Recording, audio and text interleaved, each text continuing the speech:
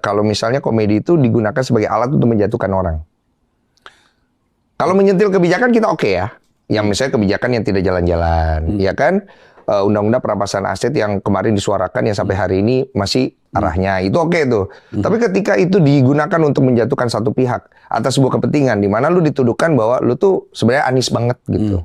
Lu setuju nggak ketika itu dijadikan sebagai alat politik untuk menjatuhkan? Nah, secara teori nggak mungkin orang menggunakan komedi untuk menjatuhkan kalau nggak lucu. Oke. Baik nggak gini, jadi gini, teorinya gini. Dalam teori stand up ya, ada tragedi plus waktu sama dengan komedi.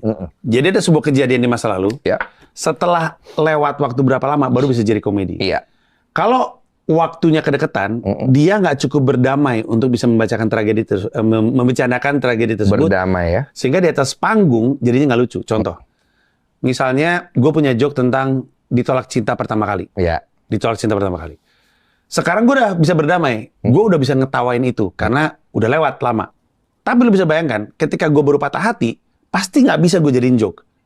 Iya, masih pahit. Karena iya, tragedi itu waktunya kurang panjang nih. Masih belum berdamai. Belum. Nah, sama. Kalau gue punya niat untuk ngejatuhin Deddy Sumargo, saja nggak bisa jadi lucu di atas panggung. Dan ini teori komedi yang udah dari zaman dahulu kala. Lu harus nggak marah dulu sama orangnya. Lu harus udah selesai dulu. Bahkan dalam konteks roasting, lu mesti sayang sama orangnya untuk bisa jadi bercandaan. Roasting itu ya, lu nggak mungkin bisa ngeroast orang kalau lu nggak at least respect sama orang itu. Tahu nggak kenapa? Karena nanti lu nggak tahu batasnya.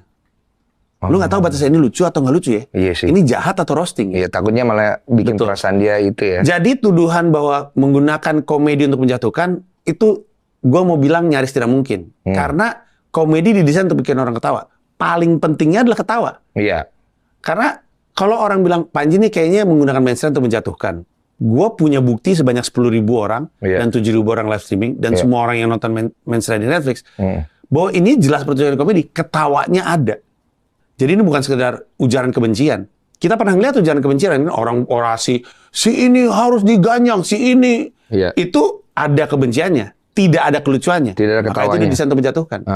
Tapi ketika ada lucunya, berarti ini komedi murni, ini bukan usaha untuk menjatuhkan. Karena kalau cuma usaha untuk menjatuhkan, nggak mungkin menciptakan ketawa secara teori. Gue pick up itu ya.